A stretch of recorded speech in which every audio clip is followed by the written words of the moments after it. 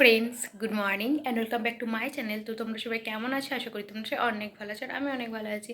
তো বন্ধুরা চলো আজ তোমার সাথে একটু অন্যরকমের ব্লগ শেয়ার করি। আজ আমি একটু রান্নাঘরটা পরিষ্কার করব। সব কিছু একদম এখানে সব একরকম মানে করে নেওয়া হয়ে গেছে। এটা নিচে থেকে আনলাম ওদের কাছে ঝুল ঝাড়ু, এটার কাছে ঝুল ঝাড়ু। আর রান্নাঘরে মানে ঝেড়ে ঝুড়ে অবস্থা খুব খারাপ হয়ে গেছে। চাটা পড়ে গেছে এখানে, কাল রুটি বানিয়েছিলাম তার জন্য আর পরিষ্কার করিনি, যে আজকে পরিষ্কার করব তাই। আর এ দেখো এগুলো সব এখন মাজতে হবে আমাকে, অনেক বাসন পড়ে গেছে।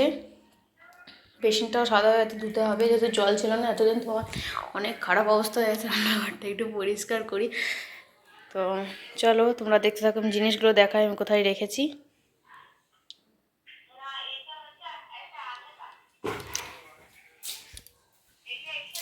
এখানে আমি ক্যামেরা করতে গিয়ে পিছিয়ে বালতিটাকে ফেলে দিলাম। দেখো মরণ দশা, এটা খুব সুন্দর। তো এখানে সব জিনিসগুলো গুটিয়ে রেখে দিয়েছি, এগুলো বাসনপত্র। আর ওখানে ফোনে কথা হচ্ছে তাই তাই একটু আওয়াজ হচ্ছিলো, সরি, স্পিকারে দেওয়া ছিল। আর এই দেখো জিনিসগুলো সব এখানে রেখে দিয়েছি, এইদিকে রয়েছে, ওখানে রয়েছে, মানে ছড়িয়ে ছিটিয়ে রেখে দিয়েছি। আজ আমি দোকান খুললাম সোফা ঘরের মধ্যে, সংসার চলছিল না তাই আমি দোকান খুলতে বাধ্য হলাম। কে কি নেবে চলে আসো। তো চলো পরে কথা হচ্ছে, আমি একটু ঝাড়াঝাড়ি করে নিই, নইলে অনেক লেট হয়ে যাবে। Already late. মাথায় মুখে একটা কিছু বেঁধে নিই আগে, তারপরে কাজটা করতে হবে, নইলে তখন মানে ধুলো ঢুকে যাবে নাকে, তাতে আমার আরও কষ্ট হবে।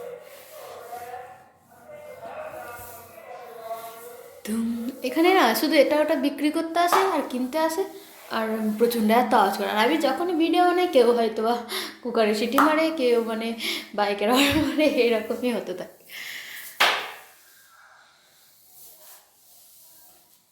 এগুলো এত নেই, এই জায়গাটা প্রচণ্ড হয়েছিল, যে আমার খানিকক্ষণের কাজ, তবে অনেক টাইমও লাগবে। বাইরেরটা একদম ভাবছি ঝেড়ে নেব, দেখা যাক। চলো, ফোন হাতে এরকমভাবে তো আর হয় না কোনো কাজ, তো আমি করে নিই হ্যাঁ কাজগুলো, তারপর আমি তোমাদের সাথে কথা বলবো, সামনে আসবো। আবারও স্নান টান করে এসে এখানে খাঁচাটা লাগানো হবে, আর এখানে একটা আরও লাগানো হবে। এই দেখো এই কাঁচের জায়গাগুলো অনেক নোংরা হয়েছে।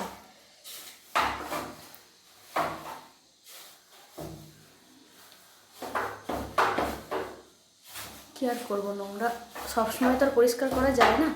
এটা কোনো, যেমন দীপাবলি আসছে, এখানে সবাই ঘর পরিষ্কার করছে, আমার পুজোর সময়তেই করার ইচ্ছে ছিল, বাট শরীরটা খারাপ হয়ে যাওয়ায় আমি আর কিছু করতে পারিনি। পুজোর সময়তেই কাজগুলো সেরে পায়রা কাজগুলো সেরে নেওয়ার ইচ্ছে ছিল। আমার সাথে সাথে এরকমই ঘটে, এটাই তার ভেঙে গেছে বোধ হয়, তাই না এরকম। তো চলো কাজটা আমি সেরে নিই, নইলে আমার কিন্তু হবে না। আমি এত লিটফুটে, আমার এত টাইম লাগবে কাজটা সারতে, 2 মিনিটের কাজটা সারতে আমার 10 মিনিট লাগে। তো চলো করে নিই, তারপর দেখা যাচ্ছে।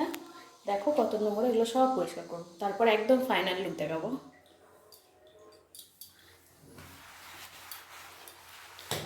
তো বন্ধুরা এখানে আমি এটা পরিষ্কার করতে লেগে গেছি, স্টাইলটাকে এই স্টাইল পরিষ্কার করে এটা নিয়েছি। এখানে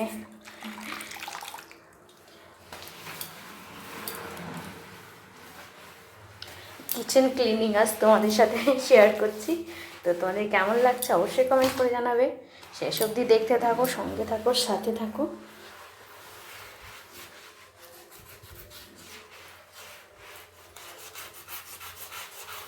মানে প্রতিদিন তো এরকমভাবে পরিষ্কার করা যায় না, তাই যখন সময় হবে এরকমভাবে একটু করব পরিষ্কার, তাহলে ঠিকঠাক হবে। তার ফ্ল্যাশটা বুঝতে পারবে ঠিকঠাক। দেখো দিকটা করা হয়ে গেছে, গ্যাসটাকে ওইখানে দিয়ে রেখে দিয়েছি।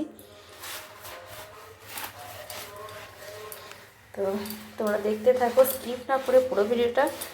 আর এখন আমি আর ভিডিও করবো না, আমি একদম ক্লিন করে নিই, বা এই মোছা হয়ে যাক, তারপরে আমি যদি পারি অন করতে ক্যামেরা তাহলে অন করব, ঠিক আছে না? ক্যামেরা ধরে নিতে হওয়ার মতো তো কেউ নেই, আর অলরেডি 11টা বেজে গেছে।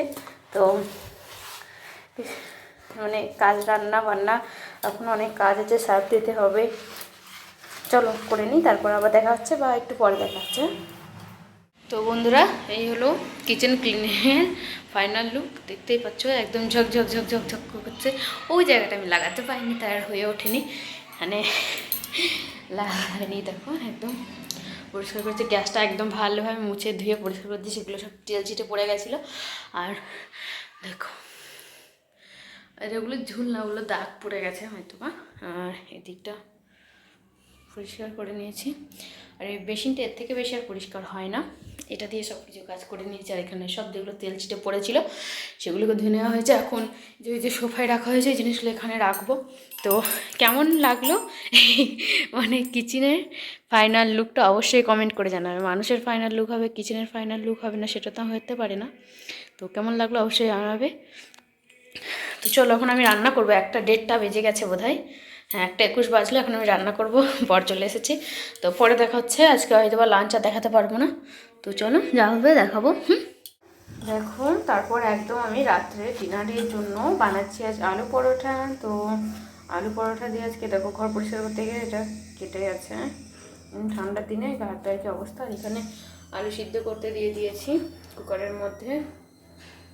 আর এখানে ময়ানটা দিয়ে নিই, তারপরের মধ্যে মানে আলু পরোটা বানাবো। তো মাখিয়ে নিই রোটা একটা মানে একটা ডো বানিয়ে নেবো। তেল লবণ দিয়েছি এর মধ্যে আমি। তো খুব সুন্দর করে একটা ডো বানিয়ে নিই, তারপর দেখা হচ্ছে। ঠিক আছে, দিদিদের বাড়িতে যে সবজিগুলো ছিল সানবিদের বাড়িতে, ওগুলো নিয়ে আসলাম।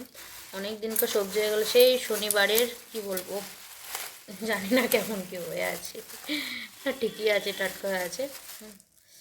ফ্রিজে ছিল তো সেরকম কিছু হয়নি, বাট কতদিন এবার ধনে পাতাটা নষ্ট হয়ে গেছে বোধ হয়।